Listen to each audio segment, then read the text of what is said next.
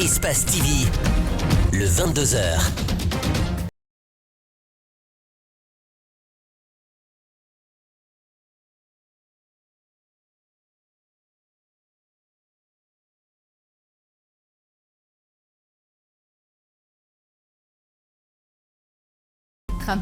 Deuxième jour de concertation ce mercredi entre les nouvelles autorités et les forces vives de la nation. En plus de la société civile, aujourd'hui, le colonel Mamadi Doumbouya a aussi obtenu le soutien des représentations diplomatiques accréditées en Guinée. Le prélèvement de 5% sur le salaire des fonctionnaires guinéens, le CNRD annule la mesure des anciennes autorités. Et comment cette décision est-elle accueillie par les structures syndicales? La réponse, c'est dans ce journal. Autre mesure des nouvelles autorités qui fait des heureux en Guinée, c'est la réouverture imminente des frontières avec les pays voisins. Ce mercredi, nos équipes ont rencontré quelques opérateurs économiques que vous entendrez dans cette édition.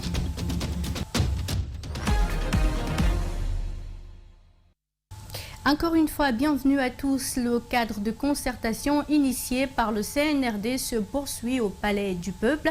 Ce mercredi, dans la journée, c'était au tour de la société civile d'échanger avec les putschistes. Au cours de la rencontre, le chef de la junte a réitéré sa détermination à faire une transition inclusive, mais aussi de lutter contre les maux qui ont gangréné l'ancien régime. Alseni Bari Aliouba pour les détails.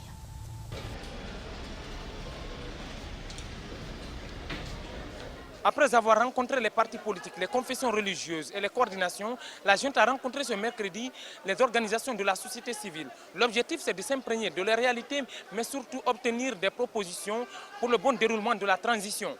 Le passage obligé, c'est la réussite de la transition par la mise en place d'organes de transition inclusifs et d'organes de transition dont les membres sont choisis sur la base de leurs compétences, mais pas de leurs appartenances. La deuxième chose qui est fondamentale dans notre document, c'est la refondation des institutions. Nous devons mettre des mécanismes appropriés de lutte contre la corruption, des mécanismes appropriés pour une bonne gestion des ressources publiques, avoir des institutions fortes, des institutions qui sont l'émanation des souverains peuples de Guinée, des citoyens, des populations guinéennes. Je pense qu'à tous les niveaux, il faut revoir complètement la gestion de l'administration publique. Le CNRD a réparti le groupe de la société civile en deux compte tenu de leur nombre. Ces acteurs disent être satisfaits du déroulement de cette concertation.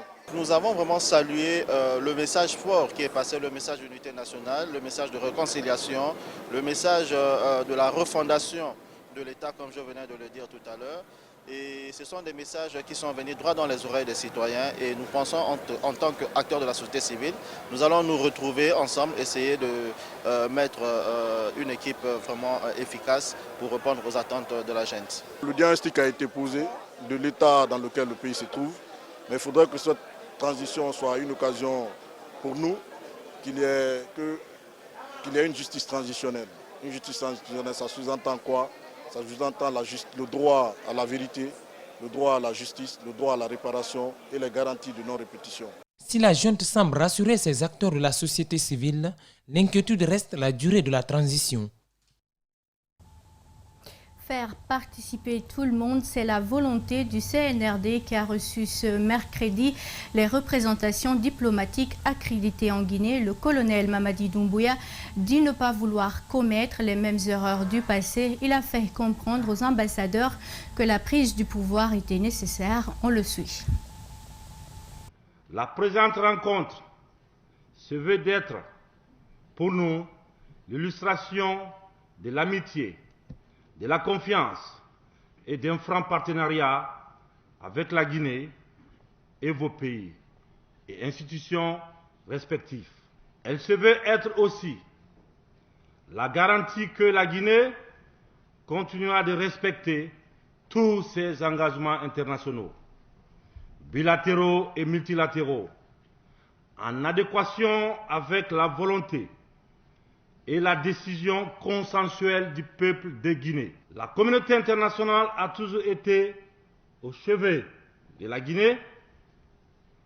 C'est pourquoi nous avons souhaité également vous écouter, entendre vos analyses et recevoir toutes les propositions enrichissantes dans le respect de notre intégrité, de notre dignité et de notre souveraineté, dans notre volonté collective de rebâtir ensemble les fondements de notre nation. Nous ne voulons pas commettre les mêmes erreurs du passé. Cette ambition nationale, collective, peut parfois aller à l'encontre des chemins balisés par des principes convenus par les organisations sous-régionales, régionales et internationales. Ceci ne signifie pas que nous nous mettons en dehors des règles, mais plutôt que nous adaptons les solutions aux réalités et aux problématiques que nous avons enfin d'éviter de reprendre à zéro. C'est bien parce que les fruits n'ont pas tenu les promesses des fleurs que l'intervention salvatrice que nous avons opérée, appréciée par le peuple et saluée par les forces vives, était devenue inévitable. Nous vous prions donc de bien vouloir en tenir compte dans vos analyses et dans vos propositions. Nous avons besoin de vous à nos côtés pour accompagner le processus sans pression, sans injonction, en faisant primer le réalisme sur la théorie et les principes. Nous comptons beaucoup sur la fraternité, l'amitié, la solidarité et le partage d'expériences pour façonner une nouvelle idée, une nouvelle image de notre pays. Nous croyons en notre pays, nous croyons en la République, nous restons attachés aux valeurs de la coopération internationale. Je vous remercie. Les nouvelles autorités guinéennes invitent la communauté internationale à l'aide pour la réussite de la transition. Un appel bien reçu par les représentations des missions diplomatiques accréditées en Guinée qui disent être disposées à travailler avec le CNRD pour une transition qui va conduire un civil à la tête du pays à la suite des élections libres et transparentes. C'était à l'occasion des consultations engagées par la junte Alseni Bari et Aliouba. C'est à 13h que les représentations des missions diplomatiques accréditées en Guinée sont arrivées au Palais du Peuple. La rencontre avec le Comité national pour le rassemblement et le développement va durer 2 heures. Pour la réussite de cette transition, les nouvelles autorités sollicitent l'appui de la communauté internationale. Nous avons remercié d'abord de nous inviter à ces consultations et nous avons dit que nous sommes des amis, des frères et des partenaires de la Guinée et que la fraternité et l'amitié se manifeste aussi bien dans les mauvais moments, dans les bons moments que dans les mauvais moments. Et donc nous avons dit au président du CNRD que nous sommes disponibles à accompagner la Guinée pour que cette transition soit réussie, pour que la Guinée retrouve après sa marche vers le développement. Nous, en tant que corps diplomatique et consulaire, on ne fait que remercier le président de la CNRD d'avoir invité, ce qui prouve que vraiment il veut faire avec tout le monde. Mais d'une part aussi, ce qu'on peut dire aujourd'hui, la Guinée, c'est un pays à nous tous. C'est un pays ami. Qu'on souhaiterait, c'est un des rares pays qui a une certaine stabilité côté sécurité. Donc on souhaiterait vraiment qu'il y ait beaucoup plus d'accalmie. Ces diplomates sollicitent la préservation de la paix, la sécurité des biens des investisseurs. Je demandais la sécurité pour nos concitoyens et les garanties pour nos investisseurs, ce qui nous a été promis. Moi, je demande tous les Guinéens et tous les diplomates et African Union, et Nations Unies, les Américains, les Européens, on n'a qu'à se donner la main, accompagner notre président, parce que les Guinéens veulent que lui soit président. C'est pour cela que nous, on est là, autant que diplomates, opérateurs économiques, pour l'accompagner, pour la vision qu'il a pour la Guinée. Le colonel Doumbouya veut bien un accompagnement des pays amis de la Guinée, mais comme il l'a déjà dit hier, les Guinéens décideront de leur propre avenir. Le coup d'État en Guinée a-t-il bouleversé la chaîne d'approvisionnement de la bauxite à l'international? En tout cas, nous assistons à une flambée assez importante des prix de l'aluminium sur le marché mondial. Des observateurs estiment que cette flambée est due au manque de charbon dans les fonderies chinoises et le putsch en Guinée a ensuite aggravé la situation. Nos reporters André Mossier-Milimono et Ibrahima Dekosouma ont rencontré un spécialiste des questions minières. Suivez leur reportage. Le cours de l'aluminium a atteint son plus haut niveau depuis 13 ans sur le marché mondial. Depuis ce mercredi matin, la tonne d'aluminium se négocie désormais à près de 3 000 $. Ce spécialiste des questions minières estime que le coup d'État militaire en Guinée serait l'une des causes. La Guinée aujourd'hui est un pays très important dans la chaîne d'approvisionnement de bauxite qui sert à la fabrication de l'alumine et de l'alumine à l'aluminium. Donc si on apprend qu'il y a eu un coup d'État en Guinée, ça donne un peu à réfléchir sur le marché international. Tout de suite, on peut se dire, est-ce que l'approvisionnement de la Guinée, qui est de l'ordre de 24% de la bauxite mondiale actuellement en 2021, va continuer, ou bien il y aura un ralentissement de la production de la bauxite en Guinée compte tenu de la situation sociopolitique interne. Les troubles en Guinée sont loin d'en être les seuls responsables de cette hausse du cours de l'aluminium. La Chine, pour respecter ses engagements pris à la COP22 concernant la dégradation de l'environnement, a réduit sa production ces derniers mois. Amadou Ba invite les nouvelles autorités du pays à finaliser les réformes engagées dans le secteur minier. C'est un secteur qui mérite toute l'attention des autorités de la transition pour que les réformes engagées depuis 10 ans, notamment les réformes juridiques liées au code minier et ses textes d'application, soient finalisées. Notre interlocuteur estime que la Guinée et la Chine devraient intervenir pour normaliser la situation dans la chaîne d'approvisionnement de l'aluminium sur le marché mondial. Une décision politique venant de la Guinée peut influencer le marché parce que nous avons une position un peu plus stratégique au niveau de la chaîne d'approvisionnement. Une décision venant de la Chine, qui est la première consommatrice de matières premières, notamment de la bauxite, et qui est en fait au cœur de la chaîne d'approvisionnement de l'industrie automobile en aluminium, une décision venant de la Chine peut influencer de façon significative le marché international. Le colonel Mamadi Doumbouya a à sa prise de pouvoir rassuré les partenaires et investisseurs étrangers du respect des engagements de la Guinée envers les compagnies minières en poursuivant leurs activités. Le CNRD vient d'annuler le prélèvement des 5% sur le salaire des fonctionnaires.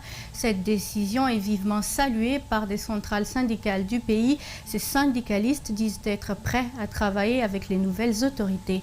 Mamadou Kalisso, Ibrahima Souri Kamara. Les nouvelles autorités continuent de poser des actes salutaires en faveur des citoyens.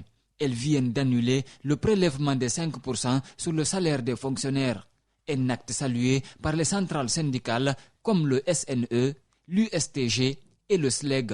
Les enseignants sont très contents, les travailleurs sont très contents, puisque vraiment prélever encore 5% sur les salaires, sur les maigres salaires, n'est-ce pas, à un moment où d'ailleurs il venait d'augmenter, n'est-ce pas, le prix du carburant, qui n'a fait aussi qu'affecter, n'est-ce pas, négativement le revenu des travailleurs.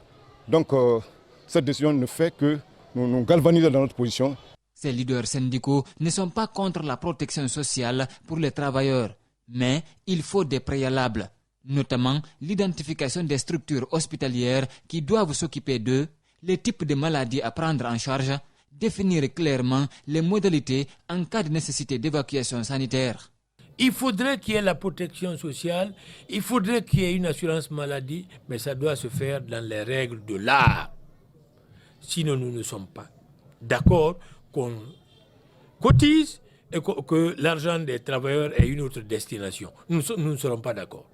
La mise en application de ce prélèvement est intervenue juste après l'augmentation du prix du carburant à la pompe. Cet acte n'avait pas été soutenu par des mesures d'accompagnement en faveur des populations. Le secrétaire général du SNE invite le CNRD à aller plus loin. Nous lui demandons de faire en sorte que ceux qui ont été prélevés au mois d'août, les fonctionnaires non enseignants, soient rétablis dans leurs droits.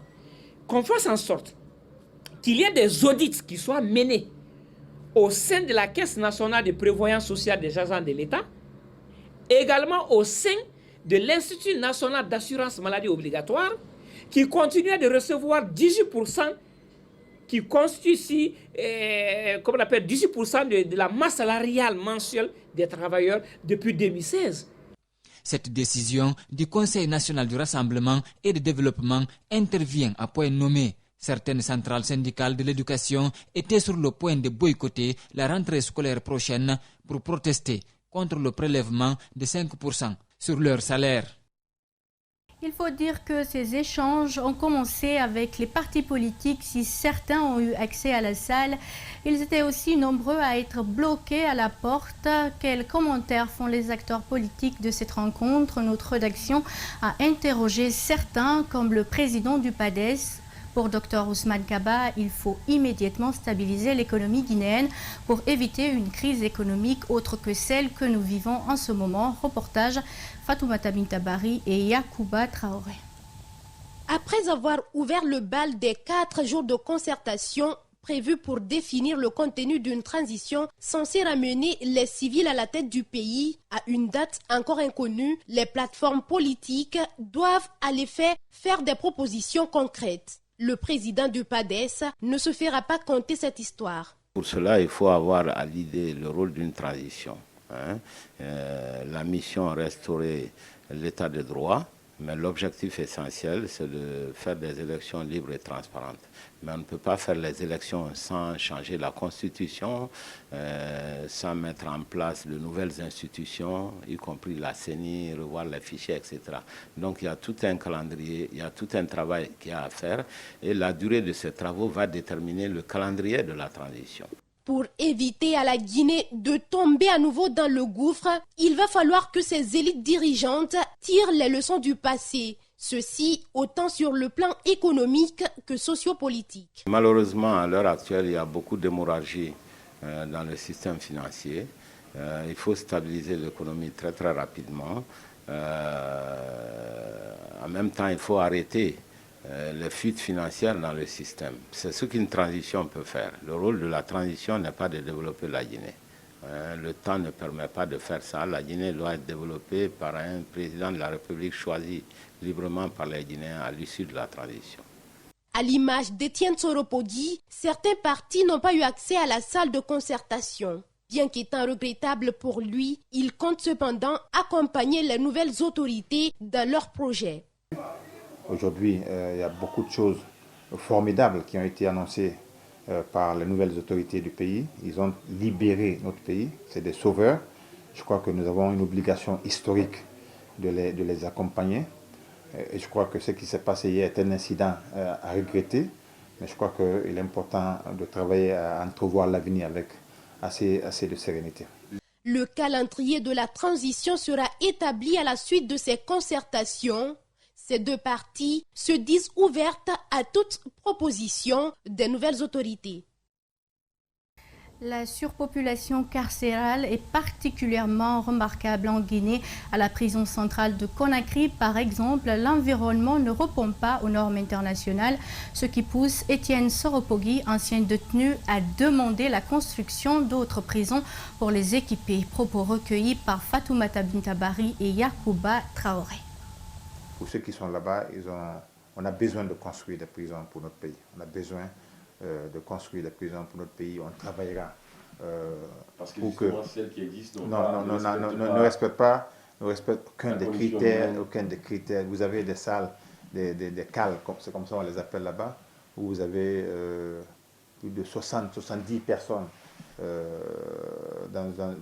avec une seule toilette. Il y en a même qui n'ont pas de toilette. Vous avez certains endroits où les gens se couchent comme s'ils étaient dans une boîte de sardines.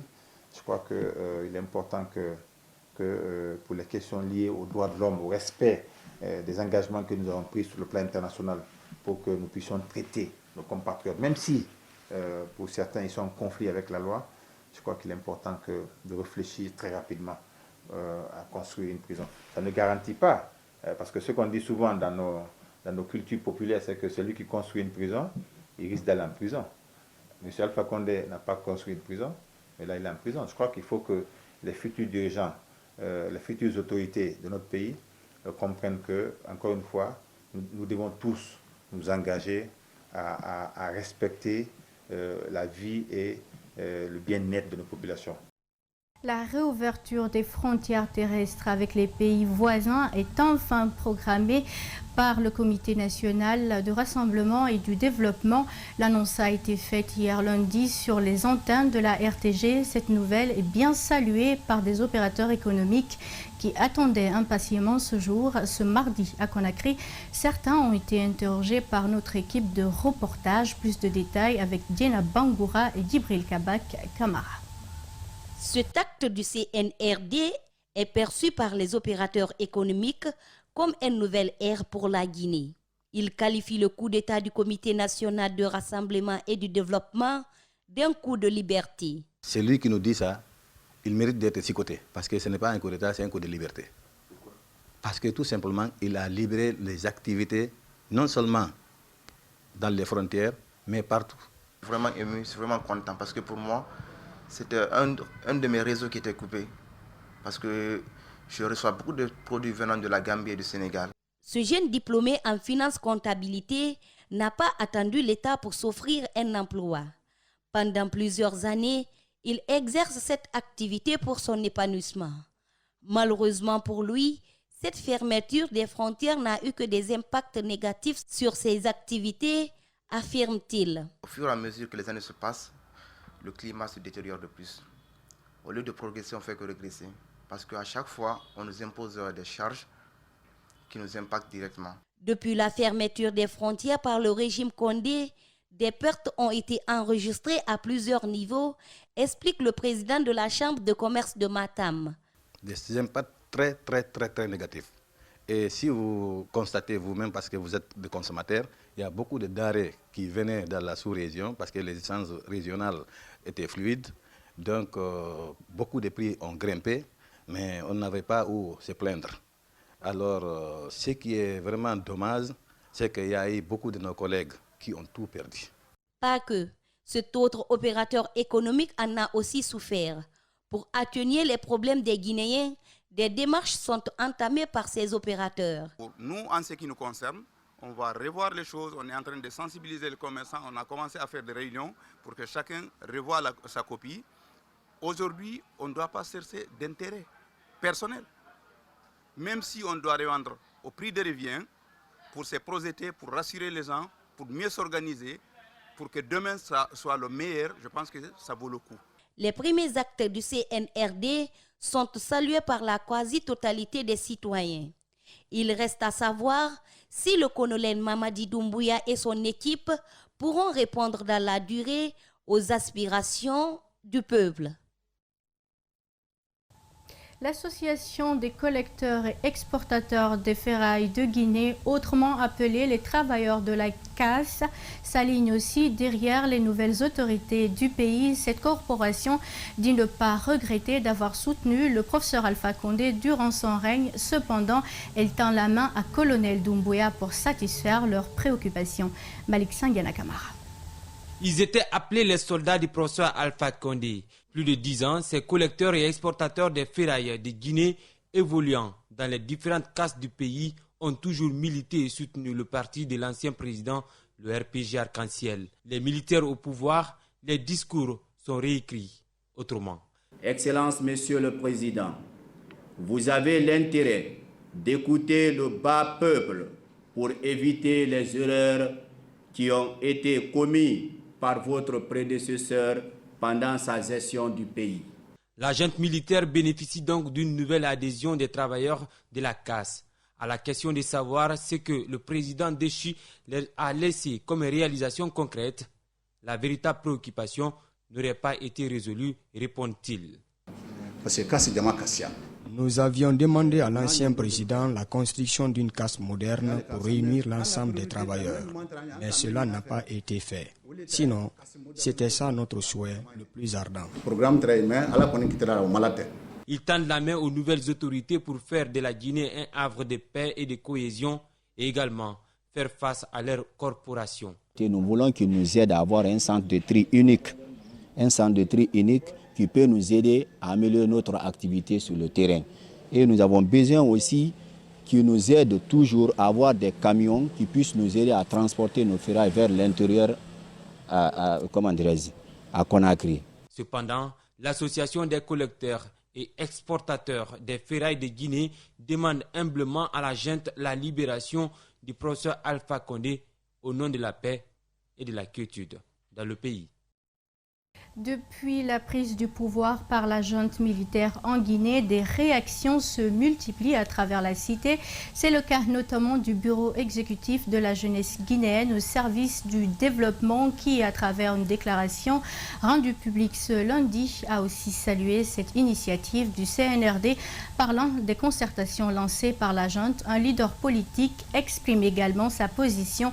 Dunamou Togba invite le colonel Mamadi Doumbouya à plus de vigilance, surtout à l'endroit des leaders politiques. Plus de précisions avec Aminata Massiré Bangoura et Djibril Kabak Kamara. Le bureau exécutif de la jeunesse guinéenne au service du développement a aussi, à travers une déclaration, pris acte de la prise du pouvoir par la junte.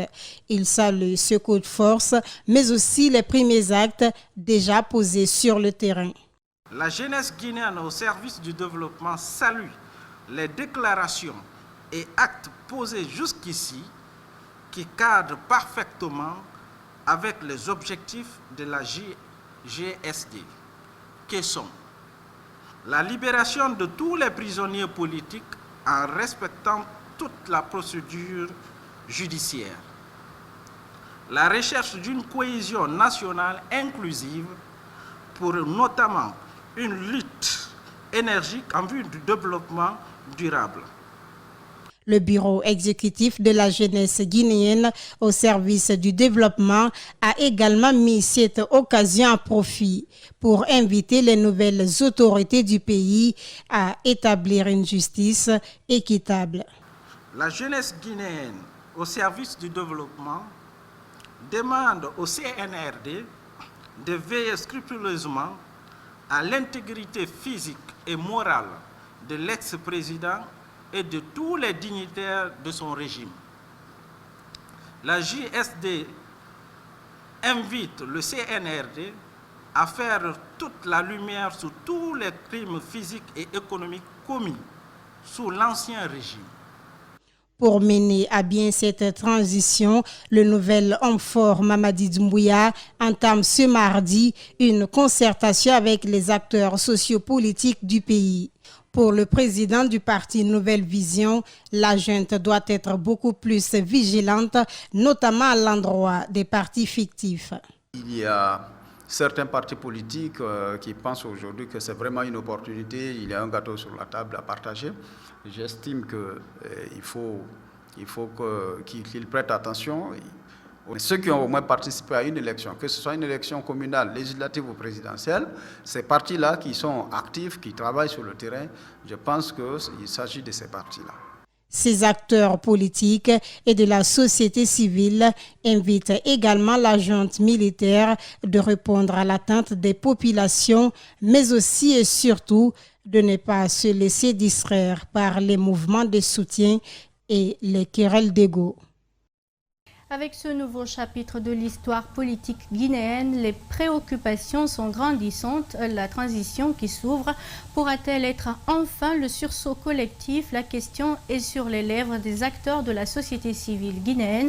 De nombreux défis doivent être relevés par le CNRD pendant cette transition pour qu'elle soit différente de celle des années passées. Dina Bangoura et Djibril Kabak Kamara ont recueilli le propos de Bakary Fofana. Suivi. Les défis ont non, entre autres, au-delà des mots, l'acceptation commune que la Guinée est un bien commun et partant, la mise en place d'une dynamique sincère de construction de l'harmonie entre les Guinéens. Définir les bases d'un État conscient de ses responsabilités, favorisant la stabilité, la paix, le progrès économique, la justice sous toutes ses formes et comptable vis-à-vis de la nation. Créer les bases d'une culture de la confiance entre toutes les composantes sociales du pays et répondre à la question comment sauvegarder, promouvoir et gérer le patrimoine national. Identifier des axes de renforcement de la sécurité et de la justice pour permettre un renforcement des relations entre citoyens et institutions concernées. Dans les échanges de tirs lors du coup d'État, le 5 septembre dernier en Guinée, un enfant de 2 ans avait reçu une balle dans son thorax alors qu'il était dans son lit. Les médecins ont pu faire les premiers soins, mais la balle n'est toujours pas extraite. C'est là que se pose l'inquiétude des parents que nos reporters ont rencontrés ce mercredi. Suivez le reportage de Marissa Camara et Ibrahima Souri 5 Souma. C'est aux environs de 16h30 que Oumou Awabari, âgé de 2 ans, a reçu la balle dans son thorax. Pour un premier temps, elle a été admise dans plusieurs cliniques avant d'être reçue par les spécialistes de Donka. Arrivée, son état de santé était très critique.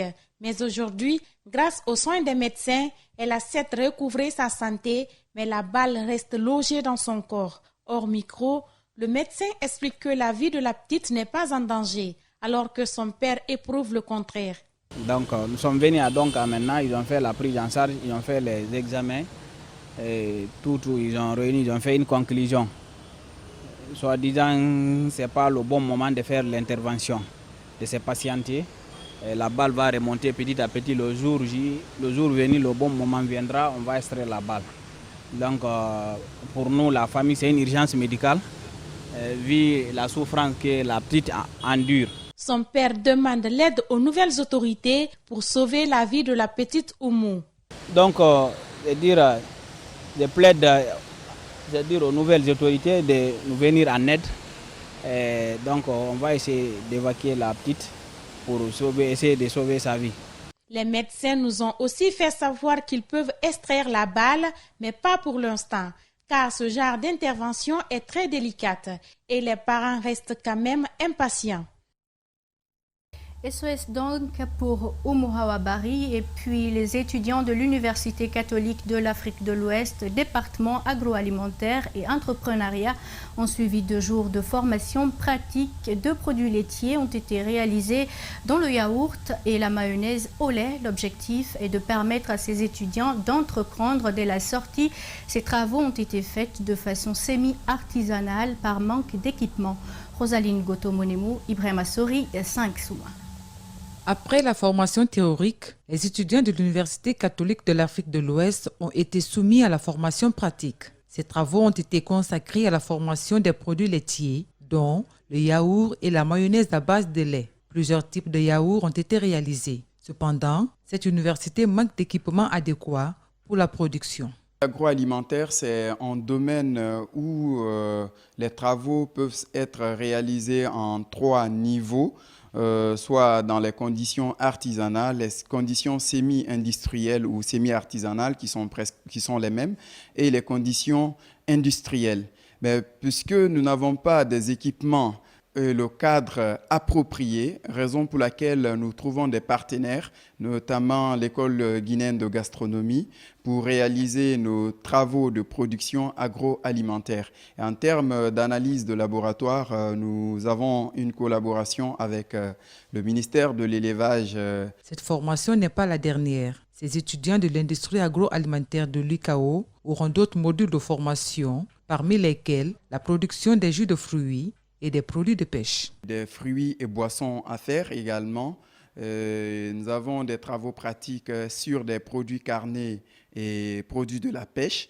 Et nous avons aussi des travaux pratiques sur, disons, certains produits oléagineux aussi.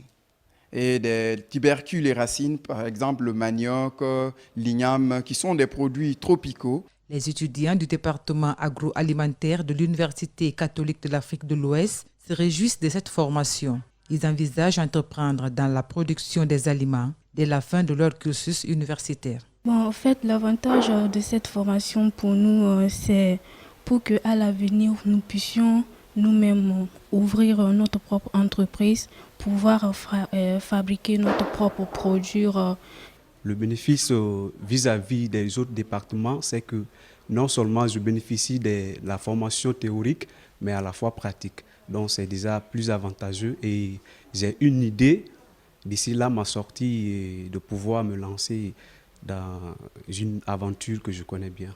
Ces étudiants sont de la 4e promotion du département de l'industrie agroalimentaire et entrepreneuriat de l'Université catholique de l'Afrique de l'Ouest. Depuis 2008, les étudiants de ce département bénéficient de formations pratiques. Cette édition est réalisée par l'ensemble de la rédaction d'Espace TV à tous. Merci de l'avoir suivi. Au revoir.